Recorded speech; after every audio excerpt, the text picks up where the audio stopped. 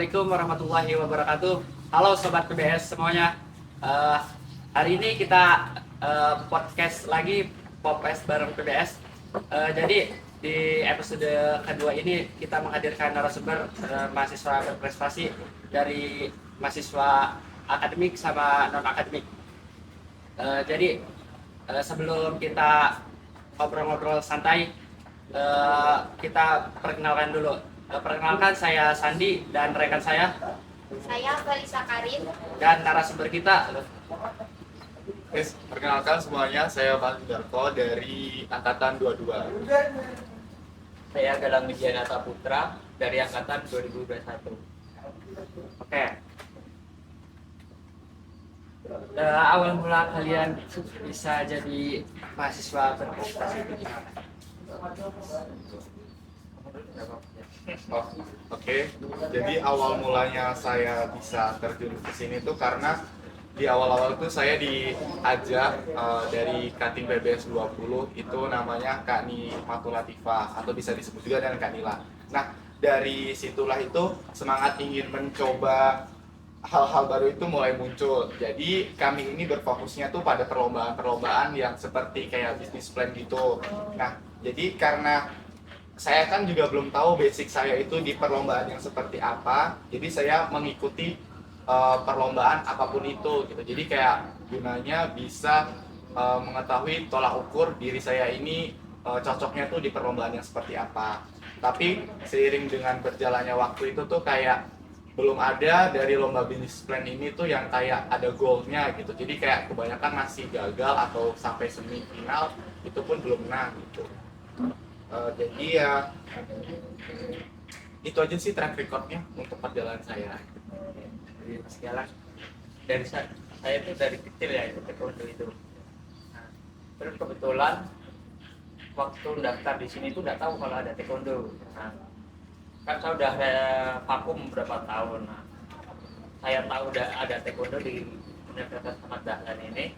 Nah, daripada pengalaman sebelumnya kebuang, nah saya masuk taekwondo. Nah sebelum itu masih mulai di situ saya aktif terus sampai sekarang. Gimana sih cara kalian tuh bisa konsisten dalam menekuni bidang kalian itu?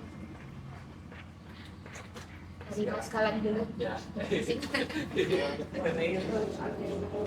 ya lihat aja latihannya itu digiatin terus aja.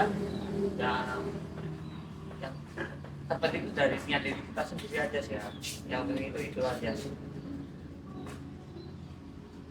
Untuk kalau dari saya sendiri mungkin lebih ke yang benar sama yang dikatakan Mas Gilang tadi itu dari kembali ke niat diri sendiri gitu. Karena kalau niat kita memang niatnya untuk belajar, otomatis kita bisa mempertanggungjawabkan akan hal itu. Jadi kayak konsistensi yang kita berikan itu juga ya kembali lagi pada diri kita yang mengatur. Jadi yang pasti tetap belajar terus kayak mengevaluasi diri mengenai hal apa saja yang perlu diperbaiki dan ditingkatkan untuk kayak perlombaan yang di kedepannya gitu. Balik kesulitan dari Mas Galang sama Mas Pandu ini, gimana sih caranya mengatur waktu agar bisa mengikuti akademik? Jadi kan kuliah terus ada latihan juga, gimana cara mengatur waktu? Kalau saya sendiri mungkin kayak saya tuh punya kayak action plan gitu. Jadi kayak setiap bulannya itu saya membuat kayak planning yang sudah terstruktur gitu. Jadi kayak misalkan di tanggal sekian saya ada agenda apa, itu saya kasih tujuannya apa, terus nanti deadline-nya kapan, terus nanti bagaimana cara bisa untuk memperolehnya itu, dan nanti juga total ada feedback dari kegiatan tersebut gitu, entah hasilnya baik atau enggak, setidaknya itu menjadi kayak motivasi untuk diri saya agar lebih meningkatkan lagi untuk event-event berikutnya. Dari saya itu kebetulan ya latihan di UKM saya itu tiap malam. Nah kalau siang kan tadi full kuliah. Nah tapi untuk kalau kayak seperti tugas atau apa itu nanti saya seperti itu terlebih dahulu tugasnya dulu ya. Baru kita latihan. Nah, kalau tugas belum selesai setelah latihan itu kita selesaiin. Nah, yang penting nggak pernah mepet deadline aja ya saya. Jadi tetap tugasnya dulu. Iya, tugas itu nomor satu ya. Eh, Kalian tuh ada pengalaman menarik gak sih selama mengikuti lomba gitu? Kayak hal-hal Ya, cerita itu.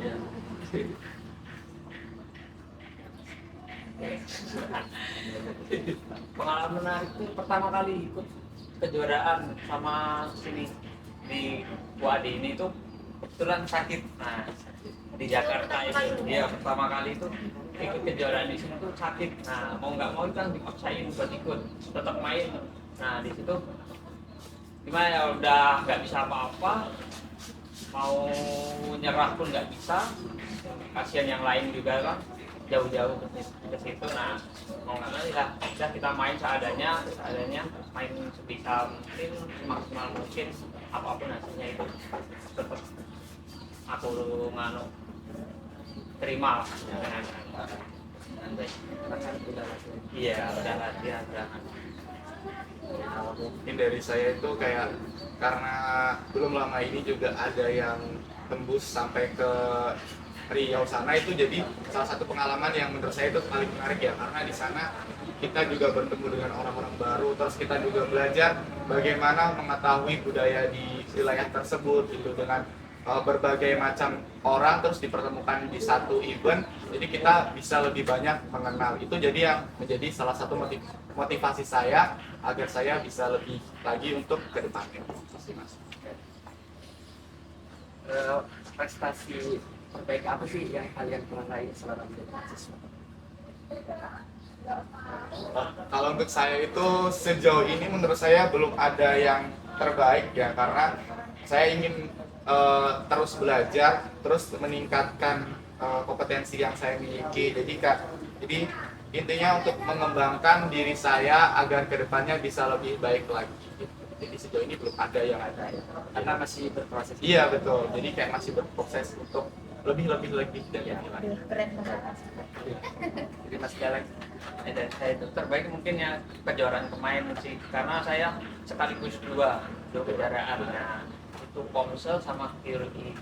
Kebetulan itu dapat juara satu semua. Tetapi tetap yang pengen aku nganu itu naik ke tingkat selanjutnya.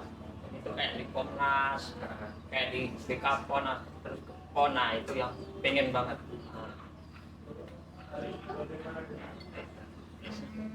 Dari kalian ada saran nggak biar dapat berprestasi menurut kalian? biar menjadi mahasiswa Iya, berprestasi.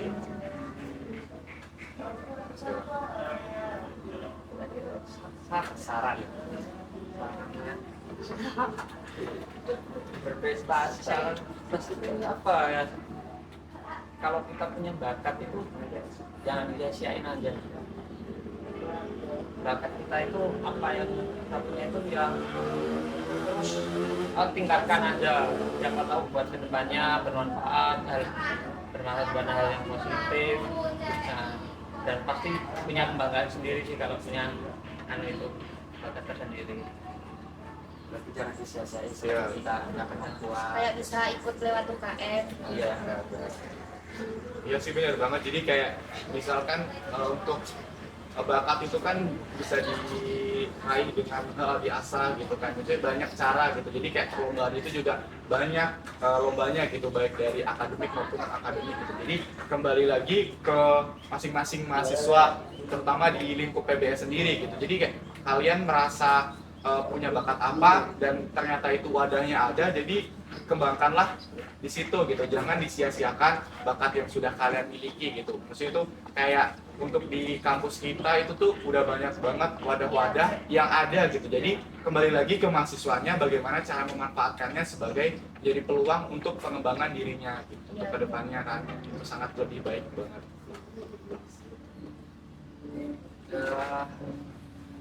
Pesan motivasi buat sobat PBS yang lain.